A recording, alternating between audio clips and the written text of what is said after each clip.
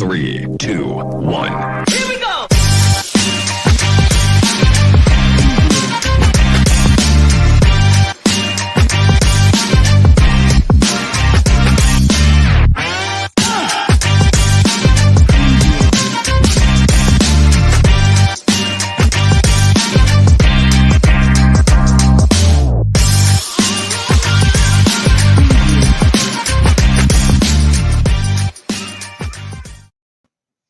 Welcome to the Wednesday night edition of the Dennis and Andy Show.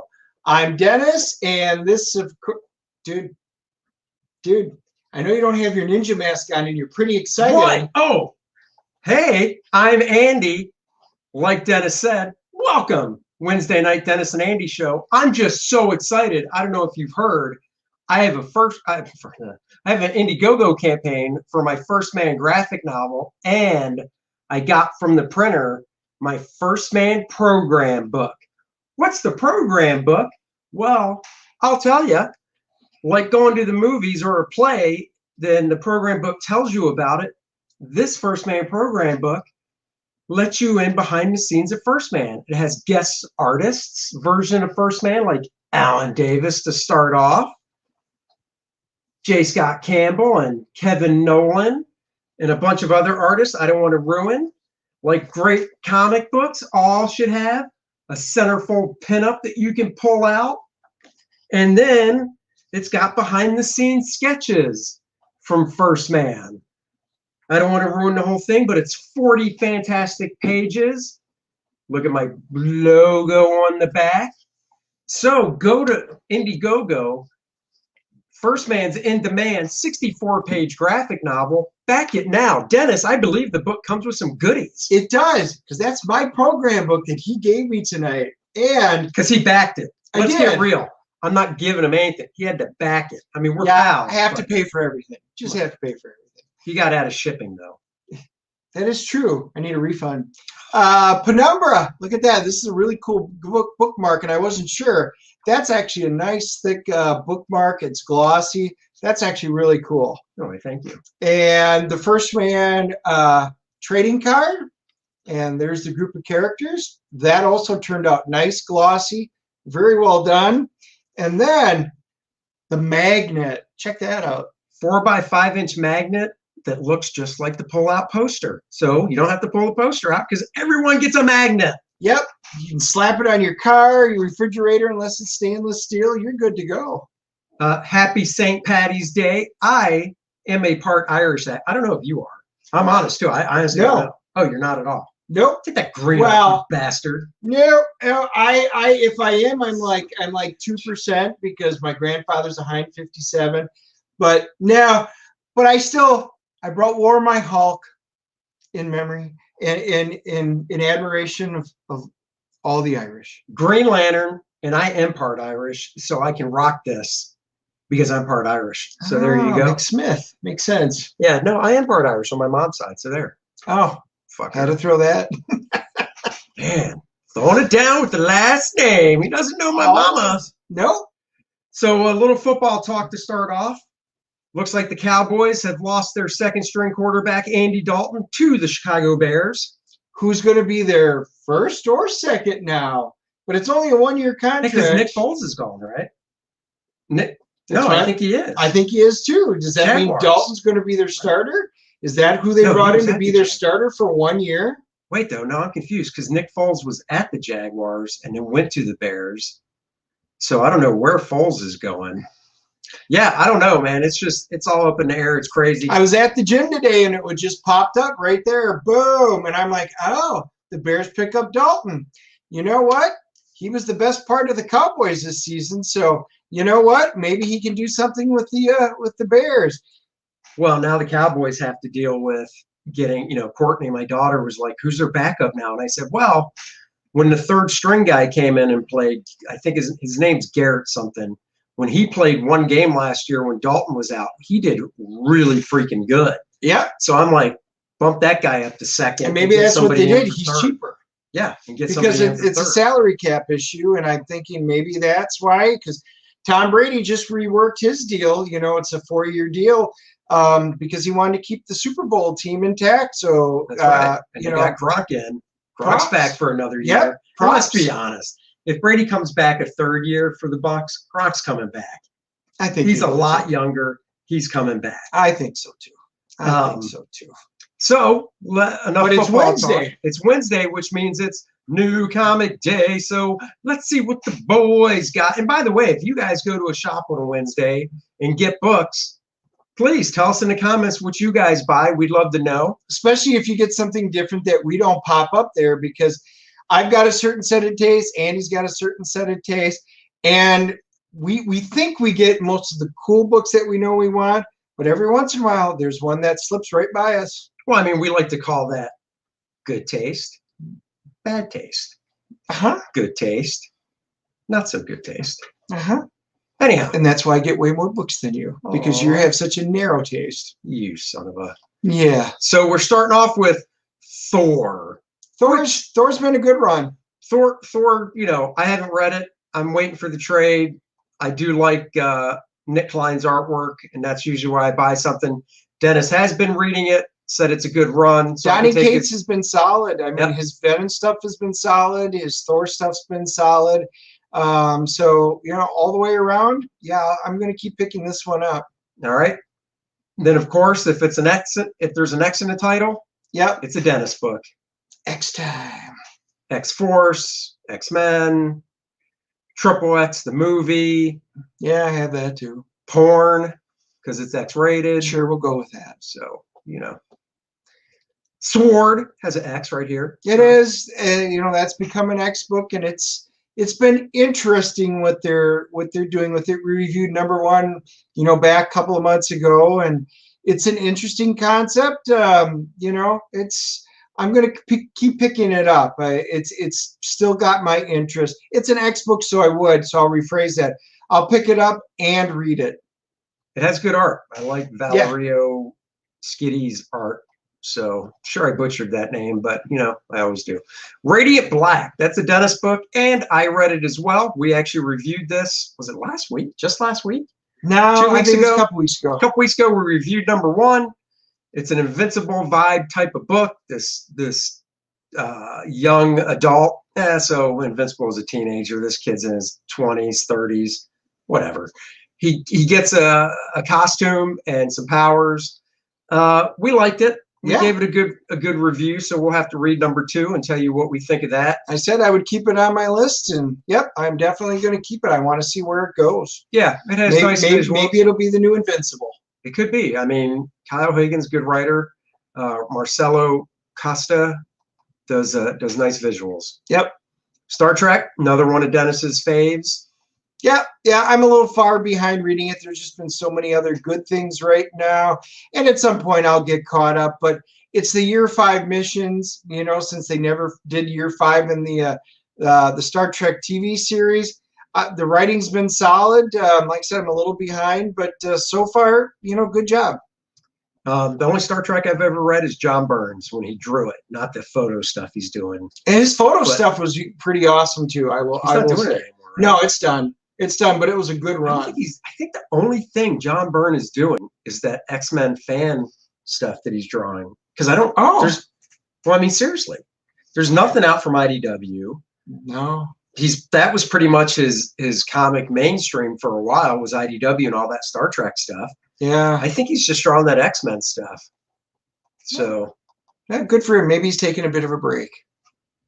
The Expanse, 4 of 4. So have you even read 1, 2, and 3 yet? Nope. I said I was holding off, and I've been holding off, and this is the final one. So I will sit down and read it. I will probably do a YouTube short on this and do a quick flip, and then you guys can let me know if you want to review it. See what you guys think. But I'm excited to read it. I'm very glad the 4th one came out, because I love this. I've loved every season. It's gotten continuously better. So I'm really hoping this is going to continue in the excellence. Nice. Here's one we both got. We were looking forward to. The Bequest. Written by Tim Seeley, drawn by one of my favorites, Freddie Williams II. I really like Freddie's art. I really gravitated towards it. I've known I met Freddie actually for the first time about a little over a year ago at the last convention I went to before everything got shut down, Lubbock, Texas. Oh, really? I sat next to him. We went out to dinner. Really nice guy. I was a fan of his work before that.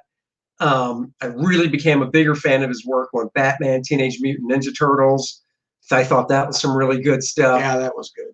Apparently, after all the stuff at DC, obviously he was done over there. I was very curious to see what he would do next. And looking through previews, we found this. So very, very happy to see it.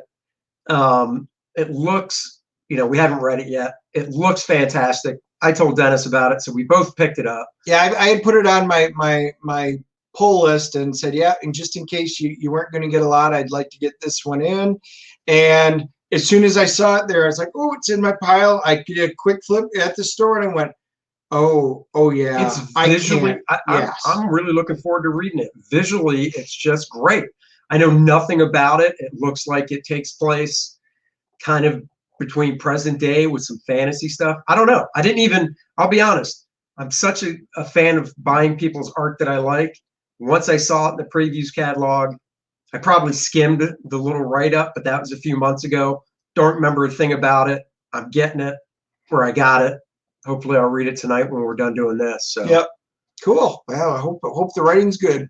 This looks like a new one for you, Vietnam Horror #1. Yeah, I had put it out there. I had actually put it on the list because it was supposed to come in today. And I got my list and it did not arrive. So this is the one that I was expecting to have arrived today. So I'm assuming it'll be in next week's lot. So that happens once in a while. A book was supposed to come out and it doesn't. But this is one that I think looks really interesting. And we talked a little bit about it with some of the war stuff. I'm a Vietnam War fan, kind of a history buff. And I'm very curious to see the direction this is going to take. Is it going to be just another zombie type of a thing, or are they going to do something really creative? It looks good, so I put it on there, but unfortunately it didn't come in today, so I didn't get to a quick flip. So we'll hopefully it shows up next week. Oh, it didn't come in? It didn't come in. Yeah. Oh. Yeah, it was on the list to show up. That's weird. This is one of mine, Batman vs. Ra's al Ghul. Neil Adams fan. Big Neil Adams fan, get everything he does.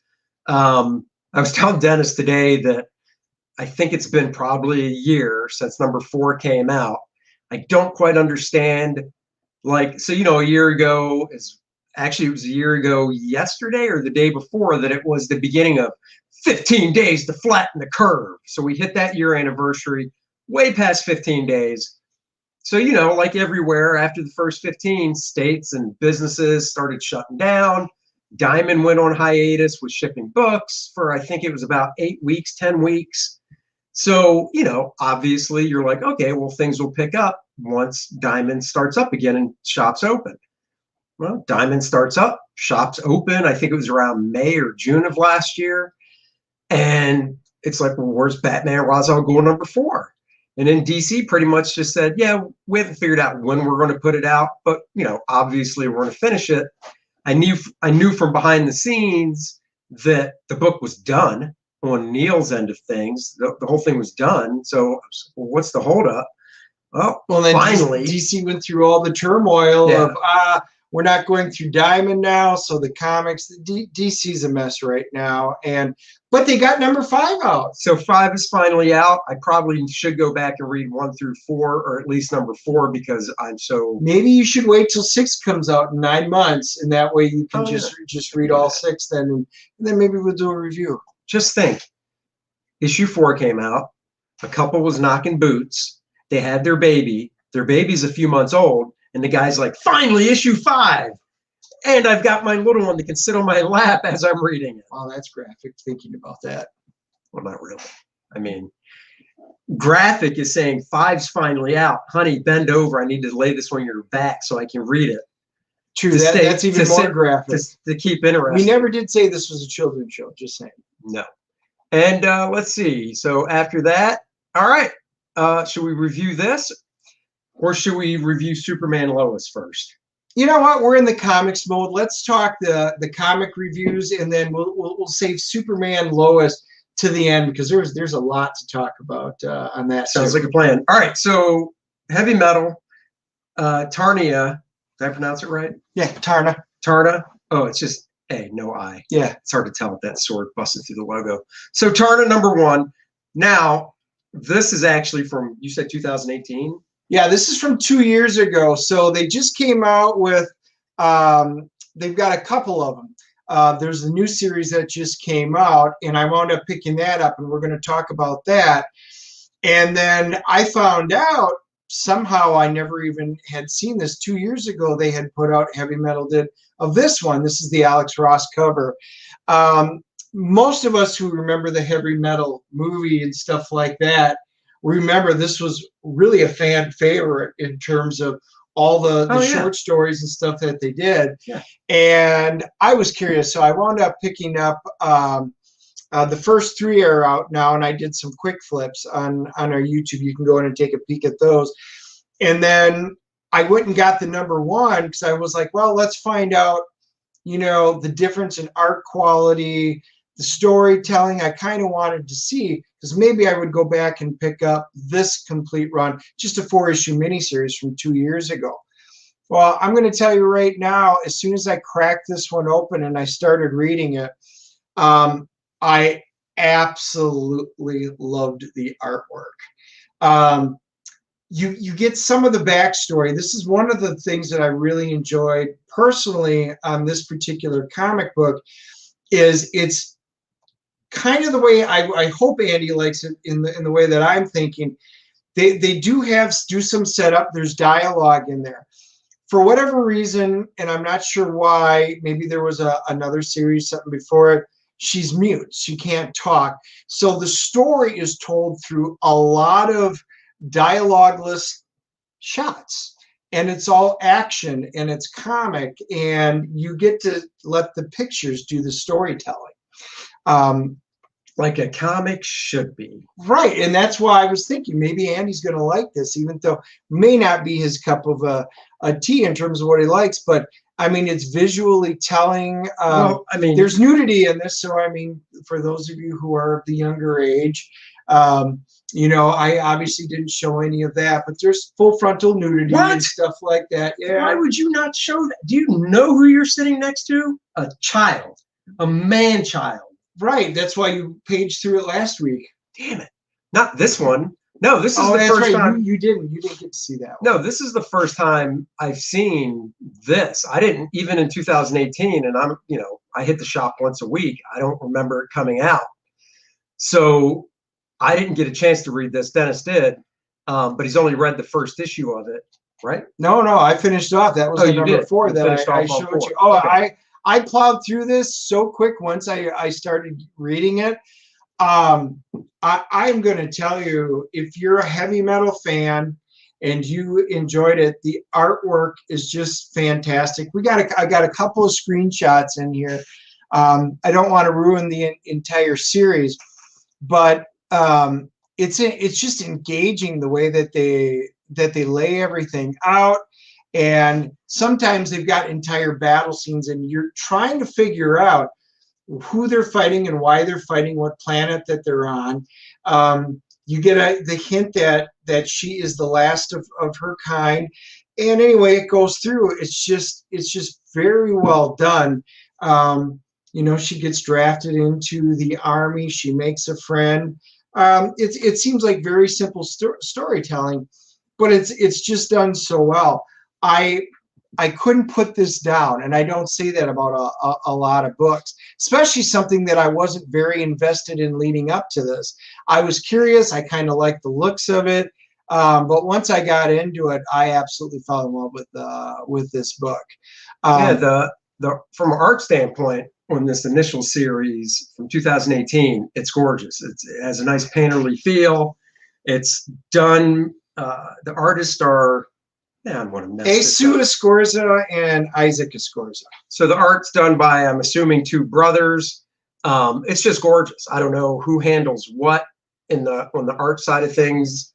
There is a different colorist. So maybe one is the penciler, one is the inker in terms of the art, or maybe they split duties. This is very European looking. And with an art team like this, you never know. One guy could literally be drawing the figures. Another guy could be drawing the backgrounds. Or they could just be jamming on the whole thing. Like, hey, I'm going to work on this here. You work on that there. The storytelling is really nice and inventive.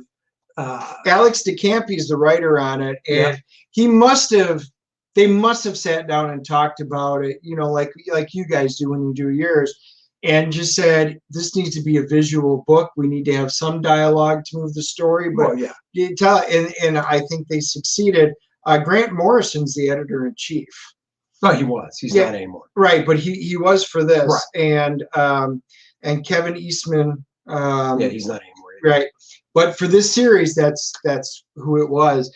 And I'm just looking at this and I was like, wow, this is just, for me, it was fantastic. So fast forward to 2020, or did the first issue come out in 2021 or 2020? No, 2020. So the first issue of it's not a reboot. They're just doing it again. It's a new story. Heavy Metal's under new ownership now. And there's new editor-in-chief, who's actually Tim Seeley, the guy that wrote The Bequest. He's the editor-in-chief. And I don't know who the actual publisher is with this new one. But anyhow, point is, Heavy Metal, the magazine, is now coming out monthly, which I'll be honest, I thought for the longest time Heavy Metal did come out monthly. Apparently not. I think it was bi-monthly or even quarterly. Now Heavy Metal's monthly. They're putting out comics as well. This is one of the first ones, Tarna. It's actually written by a friend of mine, Stephanie Phillips. Stephanie, she's been in the comic business now for 4 or 5 years, I believe. She's really worked her way up the ladder.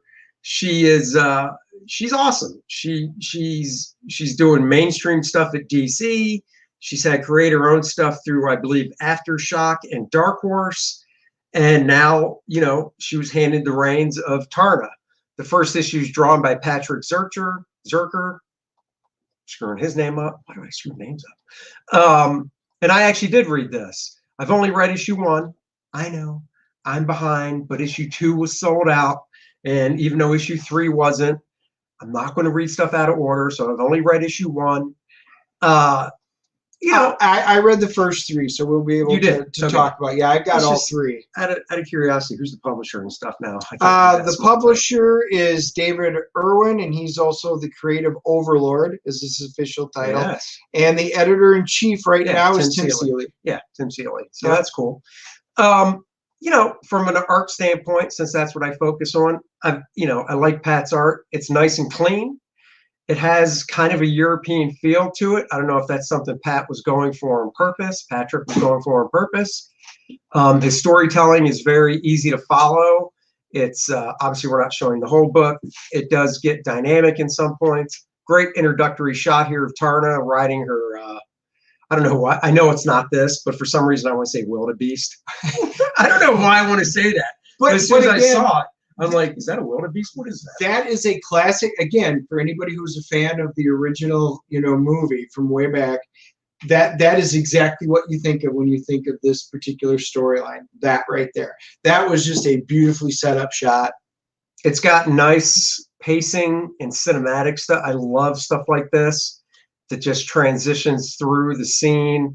I love the eye movement starting upper left. She gets rebirthed. She has to get a new sword, so she actually goes into the pool, which is again didn't want to show that because it's all full frontal nudity and stuff. Once again, you would expect, not seeing the problem. This is but not as bad as the other one. So I kind of wanted to keep it off, but it just wound up being again.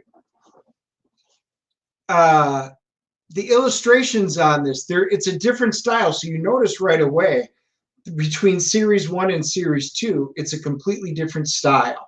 There's a lot more storytelling in this, and I think Stephanie really does a nice job of creating the dialogue. Now Tarna actually is very vocal in this one, unlike the last one where she's mute, she can't talk. Right. This one she's very vocal, she's talking about things. So Wait, I know. it's a whole. Is there a shot in the book where a man went up to her and said, "You know, you're allowed to talk," and she was like, "Thank God."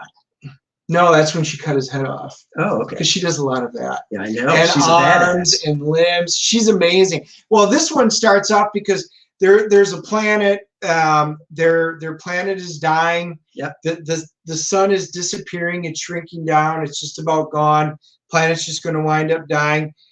You didn't realize how powerful she was, and they're like, "Oh my God, are you a god or a goddess?" And she's like, "No," and she basically goes in and re-kickstarts the sun, which creates a whole nother set of problems. But it's just very interesting how they do it.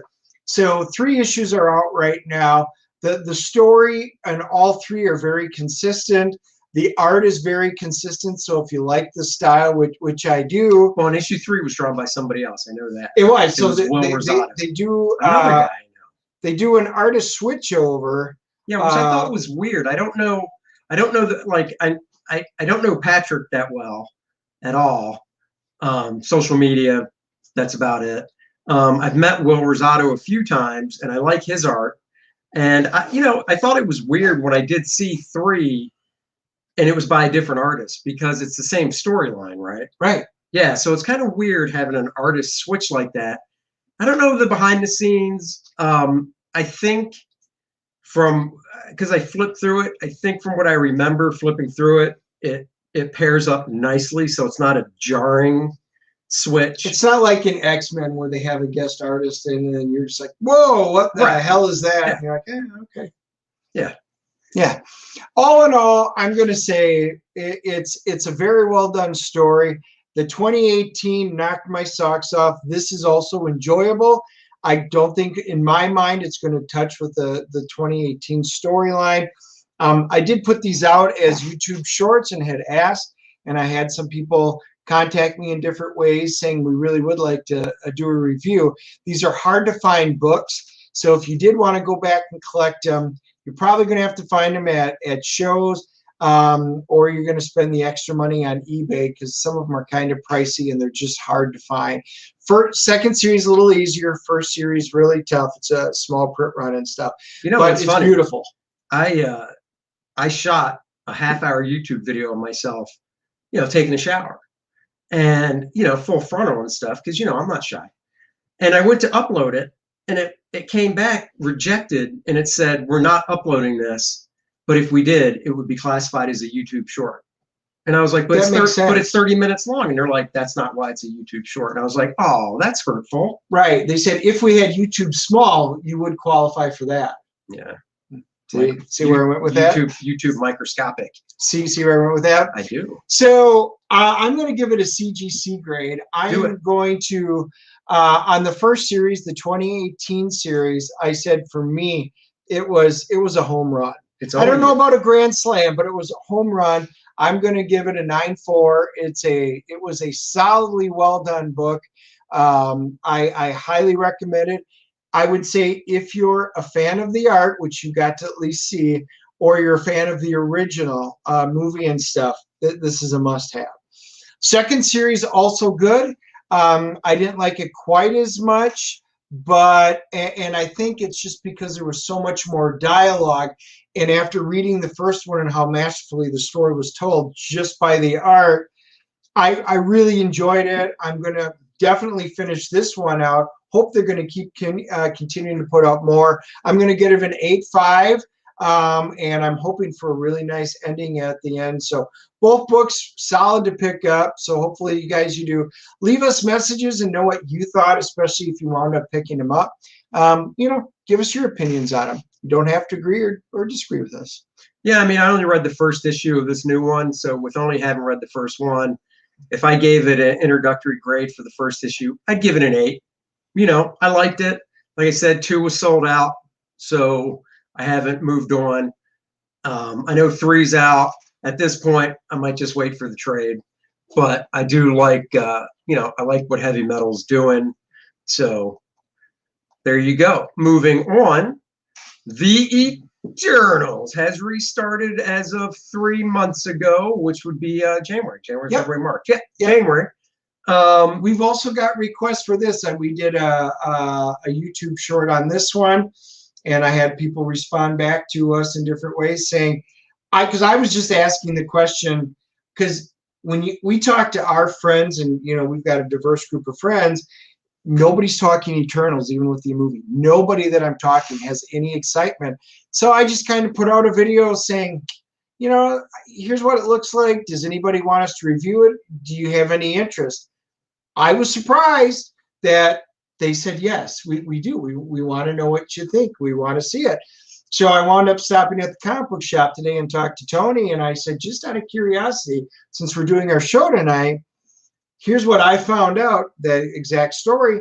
How's it been selling? He goes, it's actually been selling pretty well. He goes, better than what we thought. And I was like, oh, cool. So there is some excitement out there apparently for it. So I said we would do a review, and we are going to do the review tonight. So Eternals is written by Kieran Gillen, drawn or art by Asad Ribic, and colors by Matthew Wilson. Now, Asad is really known more as a painter. He does a lot of painted covers for Marvel. His painted work, I just love. He's a traditional painter, so it's not digital. If I could afford one of his paintings, if Dennis wanted to buy me one for a birthday present, that would be awesome. Or Christmas, or birthday, Christmas. I'll call him. I'll see how much he wants. That's nice. Like $6-7 grand. Yep. Nope. Damn, hurtful words. I see where our friendship stands. Yeah, not at the 6,000 mark. 60. I mean, literally, I had to spend $25 for this, so $6 grand is out. That wasn't 25. This was less than that. Was it? Yes. Dummy. The main graphic novel is 25. Anyhow, I hate you. So I like his painted work a lot. I haven't thought much of his interior storytelling art. I think he did. God, I want to say it was 10 years ago. He did a run on the Ultimates through, oh my God, the Ultimate line Marvel was putting out at the time. And, I bought it. I wasn't super thrilled. It was just his pencils, and somebody else colored it. He doesn't ink his work. It's just done in pencil. I don't know. It just wasn't my cup of tea. I'm old school, and I like superheroes to look more over the top, not just what a real muscle dude would look like if he had a costume on. And Assad's work is really grounded in reality that way.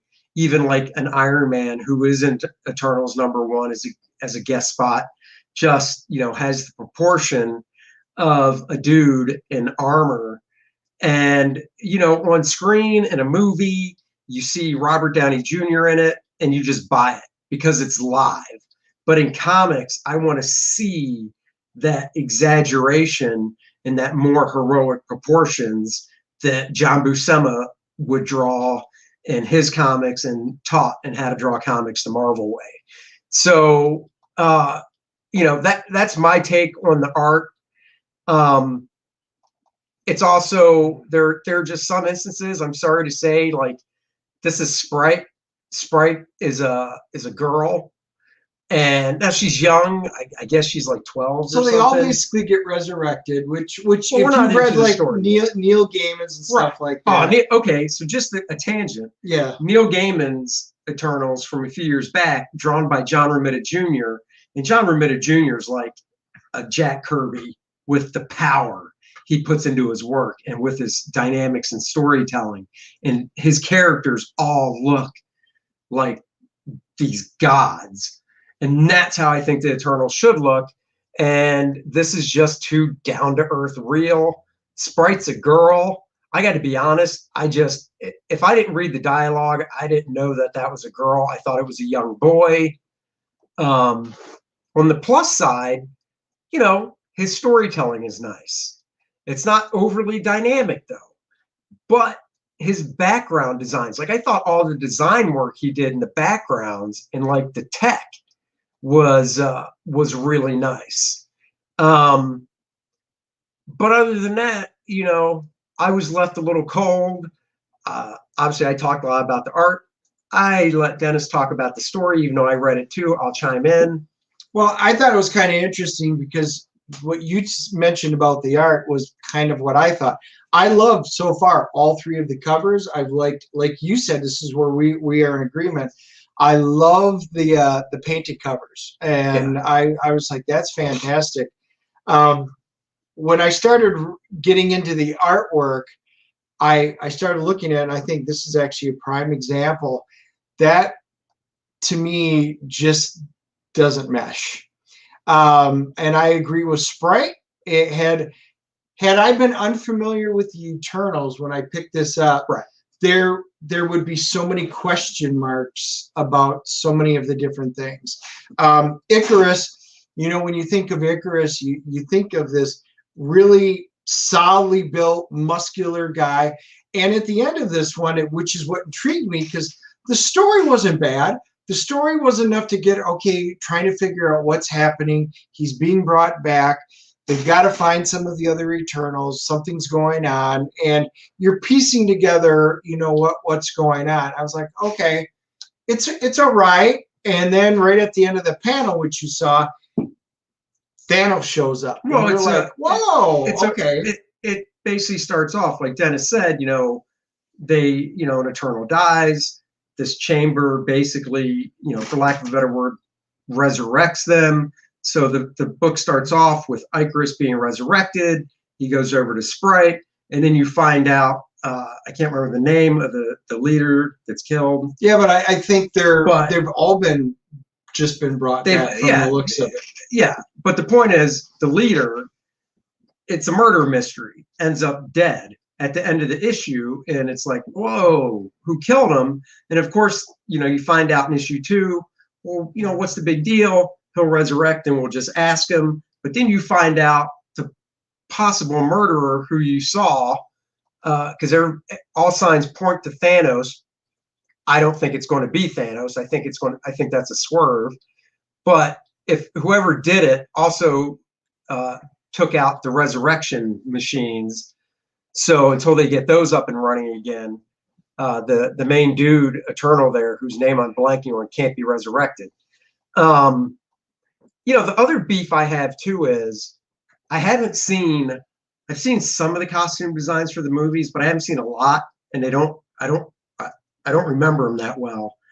I don't know if it came down from high, like, hey, let's change the designs on everybody to more match the movie. I don't believe this does, but my thing is this. Honestly, it's the Eternals. Anybody can draw a Jack Kirby costume and make it look cool. And I don't think any of the Eternal costumes from the Kirby era in the 70s would look old today. I think that if Assad did it, I've drawn Icarus before for someone in Jack Kirby's original costume. I think anybody could draw those costumes that Jack Kirby originally created, and they would still hold up today, because all of Jack's designs, Jack created his own world, and his world all had more modern, for the time, futuristic looks. So with that in hand, they don't look old. So it's like Captain America. His costume has been the same since the 40s. They've done some storylines where they've done, let's do more movie-esque with pouches and stuff, but they've never done a complete redesign, because it's iconic and it holds up. I think Jack Kirby's original costume, and they did this in the Neil Gaiman one too. They changed the costumes in the Neil Gaiman one as well. When I wasn't a fan of that, but I don't think these costumes needed to be changed. So that's just me. Yeah, and we'll meet in the next couple of shots. So this is where we get into number 2, and you're thinking, oh, this is interesting. Thanos. We know Thanos has a tie-in with the Eternals. He basically is the offspring of 2 of the Eternals, but he's got the deviant gene in him. And it doesn't look like they've altered that. I was getting a little worried they might alter some of the history. And so, they've got some of the deviant stuff in it. Again, this cover, I love the cover. It's beautiful. His paintings he brings so much life to his paintings. I think a part of it is because, like I said, he's a traditional painter with, I think, watercolor and gouache, if I remember correctly. Maybe some acrylic.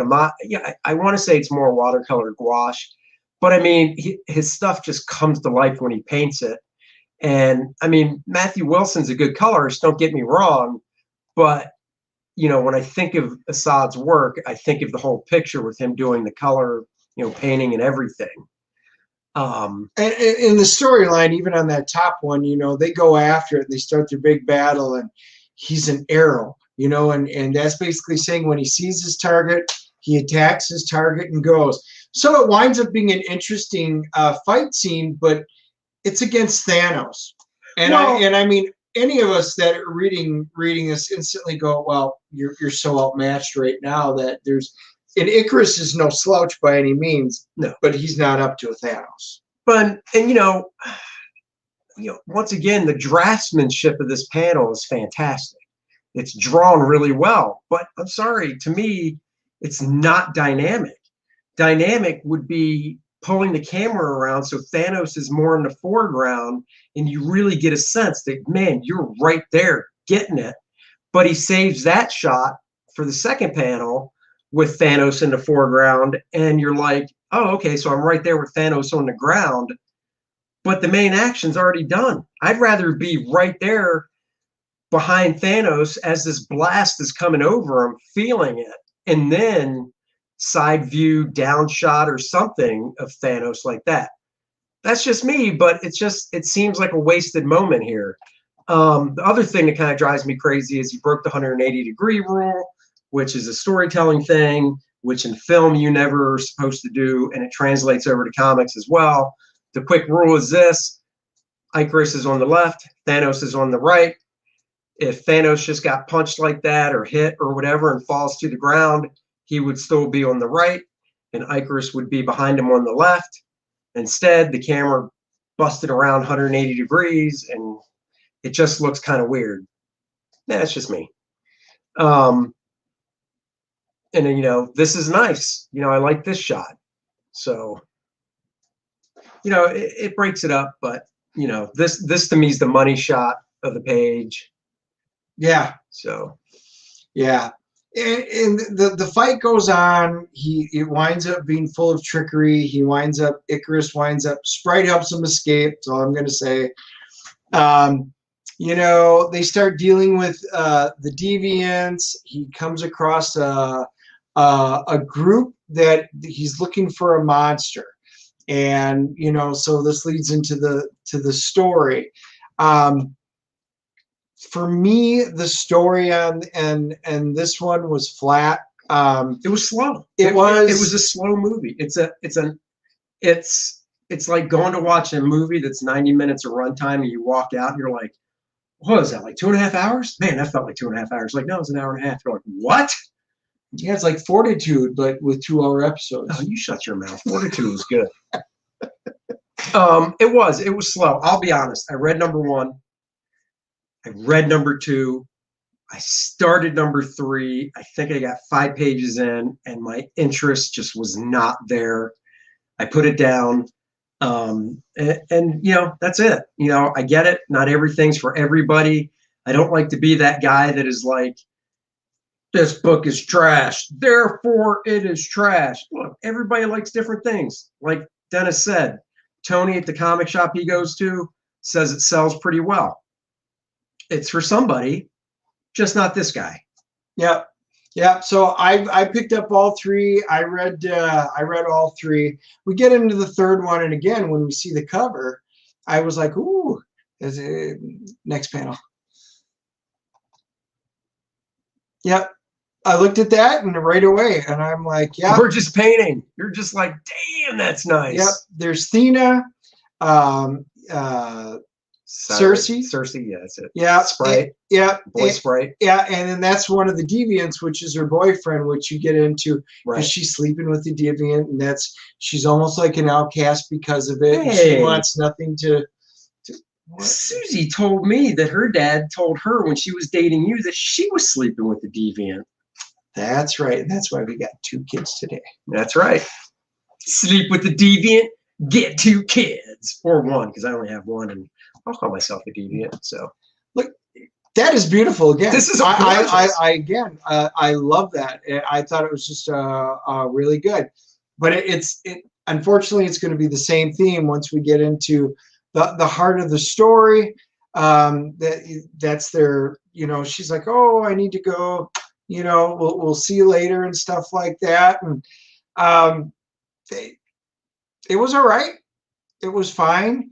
And I thought the art was all right. You Yeah, know, I mean, and like I again, said, the art's real, you know, yeah, but I like comics that pull me out of reality yeah, with more exaggerated style. yeah, I mean, even Patrick Zercher on Tarna. Did I say it right? yeah, Nice. On Tarna, his artwork is is just enough up above reality to pull me in. And Alex Ross, I always say Alex Ross because Alex Ross is a guy who he's one of the best. He uses models. He draws out of his head so well. It's not even funny. And people ask, I just saw an interview with him. People are like, "You draw out of your head so well without models. What's the model for?" And he said, I'm going to butcher it, but he basically said, "I like using models because after I do the drawing out of my head, once I pose a model for it, I can get like the the little nuances down that I don't have in my head to just help the drawing."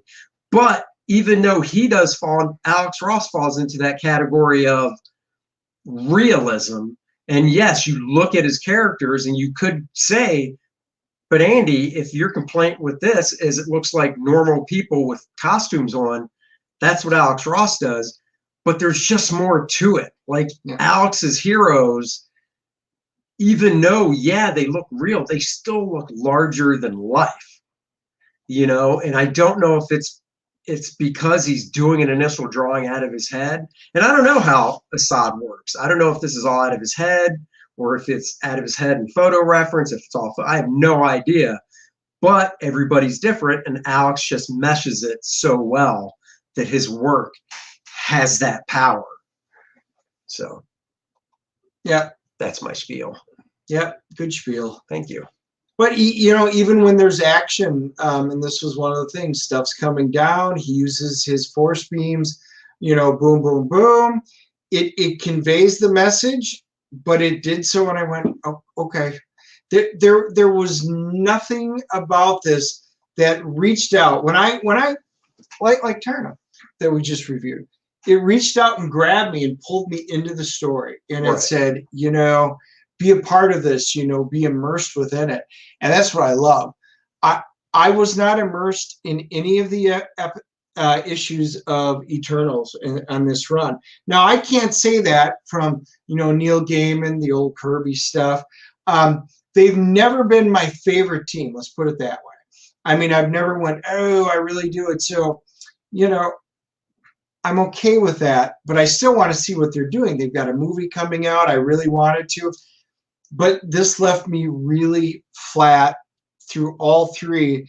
I mean, and unfortunately to the point, because I really wanted to see what was going on, where they were going to take this.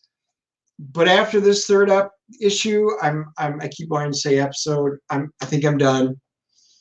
I'm going to probably pull it off my list. I don't care. And unfortunately, that's where I'm at with this series right now. Is after 3 issues, I care about absolutely 0 of these characters. Right. I think they're basically two-dimensional. The story wasn't very intriguing. The artwork was adequate, but it didn't do anything for me. And we all have so much money to go and to purchase things with. I'm just not going to spend it. So I think I'm done. Some of you guys might like it, and I feel free. Throw some comments down. Let me know why you like it and what you think, and that's okay. We may agree or disagree on this, but we will over the week send us your feedback. All right, let's rate this puppy and move on to Superman and Lois. Yep. I read 1, 2, and part of 3. I don't know. I give it like a 6. It's just not my. It's not my bag, baby. It's not my bag. Yeah, and I'm pulling it off my list. I'm giving it a 4 because even when it's all said and done, honestly, if they're even in the dollar box, I'm probably not going to finish it. I don't do that very often, but this did not impress me. Sorry to say, because I've liked some of their other work. And and my 6 is overall from an art standpoint. I mean, Assad's great. He's a very good artist. I love his painting. He's a great draftsman.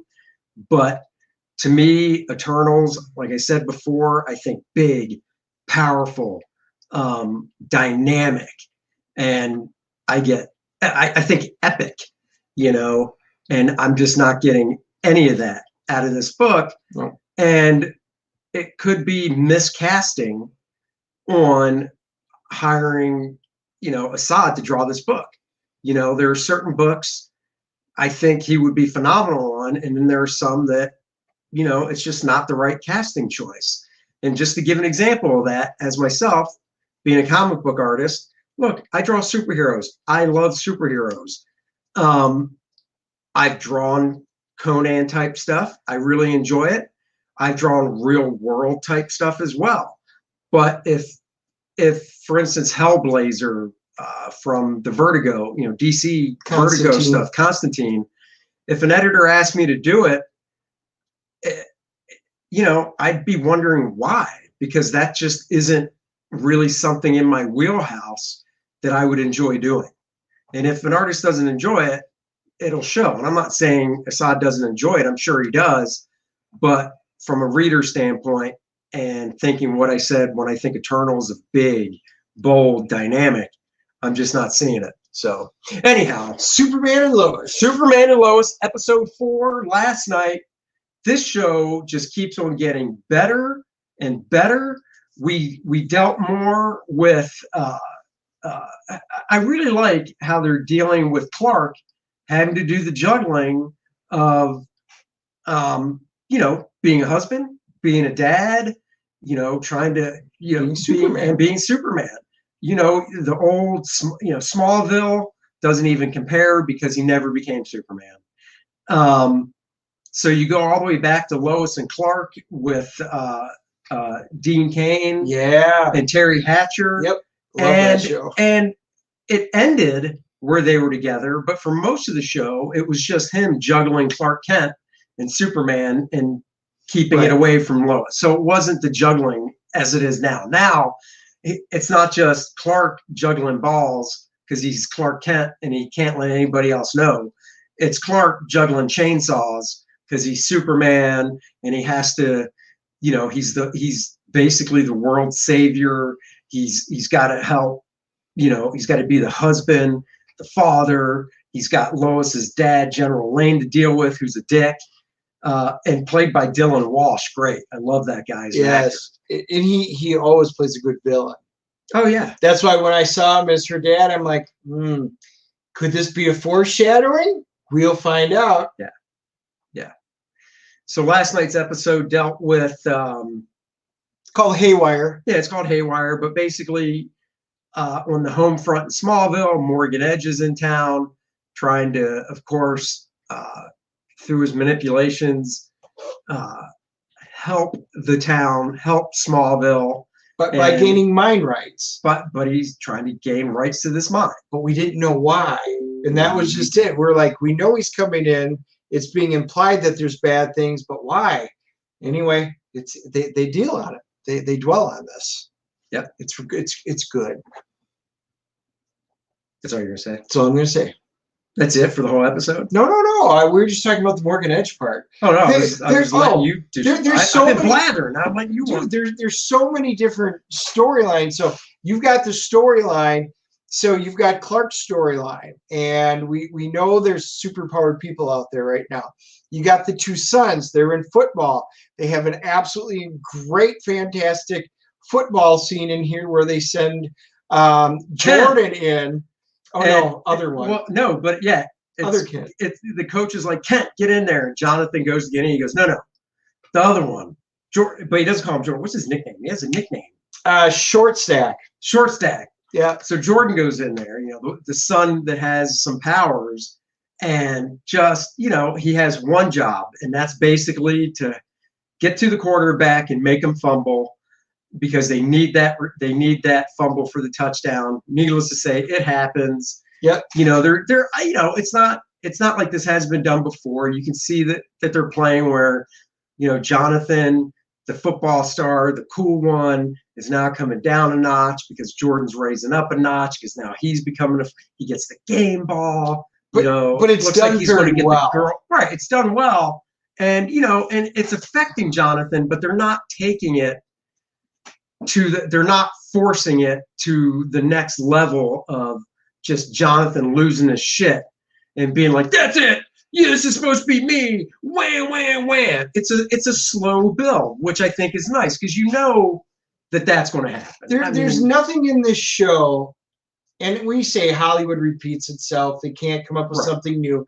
There's nothing new about the storylines that they're doing. What's refreshing is how that they're doing it and how they're playing this out, the dynamics, because we all know Superman's origin, and this is such a fresh way to do it. And I wasn't sure about the casting when they first did it. I am sold. They picked the exact right family members. Lois, who I wasn't really a fan of when in the beginning, I was like, don't know if she's going to be a good Lois. Take that back. She sold me on her. You know, when they introduced Lois and Superman, the actors in Supergirl last year, I wasn't that sold either. And it's all visual. And I think they really learned from Supergirl. Man, we came out of the shot and fucked up this Superman costume. Yeah. What the hell were we thinking? And it was all with the cape and how it connected like down here and wrapped out instead of the classic cape coming out of the neck hole, you know, and other little things on the costume. And I don't know if they focus grouped it or what, but when I first heard about the show coming down the pike, I was like, oh my God, I just don't like that costume. And then when they finally started debuting pictures, you're like, oh, they fixed the costume. Awesome. Yep. You've got Lois's storyline. She's uncovering why Morgan Edge is in town. She winds up hooking up with Lana to go out for a drink, which, again, it's a girl-on-girl thing. Oh, is you're the ex-girlfriend? It's girl. Oh, yeah, no, that would be almost turn up. But no. All I'm saying is they played this very well. It was a great scene having the current wife with the ex-girlfriend. It wound up being good, all dealing with Smallville. You find out her dad's got issues with the way that with their family choices, and Clark General Lane. General Lane was kind of scolding him. He stepped in there and he goes, Clark's like, I don't work for you. I work for the world. I'm basically here to protect the world. I don't work. You don't pay me. Yeah. And Lois threatens to kick him out of their life if he doesn't. General Lane is just power tripping on Clark like he owns him or something. He's like my pet. It's like he's his pet. And I'm just thinking to myself, man, you got some balls. That is Superman you're talking to. He could walk up to you and flick your head right off your shoulders, and you're talking to him like you're his boss. And it's like, no, dude. And that's what I like about the show is there's a scene with the villain in this episode that escapes where, you know, Clark gets the call and he has to jet out from an event with his family to Metropolis. So he gets there in time, but the villain has this awesome sonic weapon that just literally takes Superman down to his knees. But then his boy, we don't want to spoil everything, his boys get in kind of trouble in Smallville. So as much as they don't want to, they pull out the little remote device and hit it to let their dad know, hey, we need you. And he's, cut back to Metropolis. Superman's down on his knees. He can vaguely make out, his sons saying, Dad, we need you. And, he just musters that strength. It's almost like the stuff you see where the feats of strength by real people. And, the classic is the mother that lifts up her car off her son when in an accident because she needs to save him. And where's the strength come from? And Superman's down on his knees, getting his ass handed to him. And he's just like, boys are in trouble. And he does the old thunderclap. He does the Incredible Hulk thunderclap and just sends everybody on their asses. he's got the little earpiece thing. I love that quick. He melts the gun that's hitting him. Yeah, he melts the gun that's hitting awesome. him. And then everybody in a TV show these days has a little ear thing where they can just talk, and the other person picks it up and he's like, "Hey, come get him and bring some ambulances. I'm out." And he just takes off to go to Smallville to help his boys out. Because the boys are in trouble because one of the members from the team, something's happened, and he's the one, he had gotten injured during the explosion. His hands start shaking, moving so quick, kind of like it looks like on the screen. But theirs is like without special effects because he really does have powers. And it almost looks like he might be getting like a speedster power because his hand's shaking and it explodes the cast and it's going on there. He can't control it. Jordan tries to help him and gets his block knocked off, and then Superman rushes back in there in order to try and help him, and is very creative the way that he does it. So everybody's storyline, this is what we've talked about each week. Every single person's got their own storyline, and it's a unique storyline, and they advance it in a thought-provoking, well thought out plan each and every week. I love it. I love what they're doing with each of the person's stories. So very excited with what they're going. We're not going to spoil. They had a really great zinger at the ending of this, and I think you just have to watch it, and then we'll talk about it in one of the future episodes. Oh yeah, we know definitely. It's Superman. Definitely. The one thing with that kid that gets the power where his hands goes like that, it's his right hand. And all I could think is, I hope that kid's not right-handed. Because if he's right-handed, that would make a little alone time very difficult for him. Assuming he's right-handed. Right. So I hope he's left-handed. Yes. Because at least if this one's over here going, he still has this one. Or he's good in 5 seconds. Oh, that's true. Done. I'm done. One last thing we'll touch on is Marvel's bringing up a new Captain America. Not a new Cap. I don't want to spin this. Okay? Yeah, it's not new. It's not a new Captain America. There's a storyline. It's a 5-issue miniseries. Apparently, starting in June, somehow, some way, Captain America gets his shield stolen, and so I believe Bucky and Falcon and what's U.S. agent's name? Johnny Walker. Is it Johnny Walker? Walker. Yeah, Walker. I guess. Anyhow, I might have the grouping wrong, but it's at least Captain America and I believe Winter Soldier have to trek across the country to find his shield. I mean, right out of the gate, I'm like, really? His shield got stolen? And he's trekking across the country? Is he just going to go to all 50, continuous 48 states, and if it's not there, hit the, Hawaii and Alaska? I mean, I'm kind of lost on that aspect of it, because you would think a shield like that, especially in this day and age, would have a tracker, and he'd be like, it's right there, let's go get it. So anyhow, when he travels through these states, I guess, in each one, over the course of the 5 issues, I think there's going to be 5 different versions of a type of Captain America. And somebody gets a shield. No, I think, going by this picture, somebody gets inspired by what Captain America represents, what he stands for. This is all just from a little thing I've read, so I'm not that in depth on it. But the point is, the first person they run into is this homeless teenage boy. I'm assuming he's 17, 18 years old, and you can see what he looks like. He makes his own Captain America costume that looks like a painted trash can lid, and he helps other homeless people and downtrodden, whatever. That's great, no problem. And the issue I have is, and it's not the fact the character's going to be gay. That's not a problem. I don't really care. Fine. But it just seems that it's all about pandering because it's coming out. I know, let's do it. It's like they sat in a room and said, we're doing this Captain America storyline. What kind of talk can we get for June? Well, June's Gay Pride Month, right? Yep. Yeah. What kind of buzz can we create around this book for June to bump up sales. Well, what if we make one of the characters gay? Great idea. You know what I think it is? There's a list of pandering buzzwords that they have. And they've got basically a dartboard wall up there. And they're like, well, what should we do with this character? They spin Johnny around 10 times. He throws a dart. Oh, he's gay. We spin him around again. Oh, he's got this. Oh, he's got, okay, there's our character.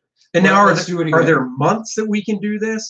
And it just seems overtly dishonest. It doesn't seem like if this was a storyline and this was the cover that was presented, because I don't have a problem with the cover, and I don't look at this cover and go, oh, that's a gay character. It just looks like some cosplay Captain America, which goes along with the whole story of, hey, they're going to run into these versions of people that have been inspired by you, Cap, which is awesome. You know, I mean, people get inspired by real people in the world all the time and want to kind of follow in their footsteps. Well, you know what it reminded me of is when you're looking at this, if you remember when Superman, when that was all done and he was going through one of his DC reboots. When he was dead? Remember when he did his, no, not when he's dead, when he did his Walk Across America. Oh, Walk Across America, And, right. you know, he visits Detroit and he meets people and people are like, oh, wow, you're like real and you're Superman and you do this. That's one of those things that I'm thinking about. Oh, I just met Superman. I think it's really cool. I can be inspired by Superman because I've actually met him and he's a real thing. He's not just over in Metropolis or hanging out in New York. Well, it wasn't a pandering thing. Superman didn't happen to the month of June walk through a city and it'd be like, oh my God, I inspired a gay person. Right. He walked from coast to coast. He went through the belt, the heartland. He hit all the, you know, different types of points and went through it. And there was an interesting story, which I thought it was just a very well done series. If they're going to do something like that with this, maybe. But if you read the description, it does not feel like that's what they're doing at all. It looks like we're trying to do a money grab and we just want to pander to a particular group. So we're going to do this and this is what we're going to. And I was like, I have absolutely no desire to spend any of my money. I'm going to put this one immediately into my Eternals and I won't even start with it. Well, see, here's the way you do it so it doesn't look like a pandering money grab. You release everything just like you did, and you just leave out the sexuality of the character, because why does it matter? Right? Right. And then when the book comes out and you're reading it, maybe there's a scene in a diner where this, I don't know the character's name, so maybe there's a scene in a diner with this character when he's, you know, when he's not. We'll call him Bob. All right, Bob. When Bob's not in his costume, he's in a diner, and sitting across from him is another guy who, through the course of the conversation, you find out is his boyfriend. And then that's organic. You know, you don't need, I don't believe you need a press release saying, hey guys, look at us. We care because we're doing this. Look, we care. This is what we're doing. It's like DC and Marvel are fighting to see who can get to the top of that mountain first. And then if that's what they want to do, great. But like you said, it's not organic. There's no reason to make that a focal point. You can have any type of characters that you want. They could be any nationality, any, you know, ethnicity, any religion, whatever you want. Just you put them forward. But do it through the storytelling. Don't do a press release. We've got the first this character, the first this character, whatever. That doesn't make anybody other than the smallest segment of the population want to run out and virtual signal buy something. Yep. So that's our 2 cents on it. We felt it should be brought up because it's been making the rounds. Want to talk about it. Like I said, I just don't, you know, whatever. It just seems like Dennis said, a money grab, and it seems more pandering than an organic thing that happened. There's so many better books that we could spend our money on. And as we've kind of been alluding to, Marvel has been getting less and less of my money, and even some of the X books are, yeah, well, we'll see where it goes, because there's some really good independent or smaller studio books out there that have quality, good writing, good stories, and I'll say this: I can't remember who's writing it. Let me scroll down and see here. It's written by Christopher Cantwell, so I don't know who that is, and Josh Trullo, I believe, Trullo. So I've never heard of them, but I know I can already tell you the art's going to be good because a guy I know and I've worked with before, Dale Eaglesham, is the main artist on it. And Dale's rock solid artist. His last stuff was Shazam for DC. He did, out of the 15 issues, I think he did 80% of it, 75% of it. He only needed some help here and there. Dale's a rock solid artist. It's good to see him back. He draws great superheroes. He does what I say I like. He does nice, dynamic artwork with slight exaggeration. So you're like, man, I'm looking at a hero. So I know the art's going to be good. Story, don't know. Time will tell. But that is the show for tonight. Yep. So what do we got on Friday? Friday, oh my God, Friday, we're reviewing the first episode of Falcon Winter Soldier. And if we have time, we'll at least touch on it, or you can let us know which one you'd rather have us spend more time on.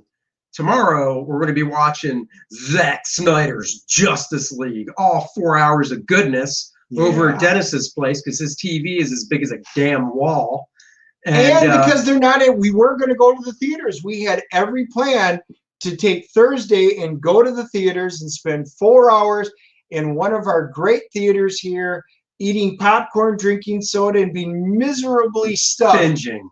And for 4 hours. And no go. It's not being shown. Not being shown as of tonight. Not one single theater is showing it. So it was supposed to be released, we thought, simultaneously with HBO Max. If that's not the case, guess we're watching it at my place. That's right. HBO Max at Dennis's tomorrow. It's happy hour on Friday. So I already put out my YouTube short of the Trooper beer that if you're an Iron Maiden fan, it's the Trooper beer.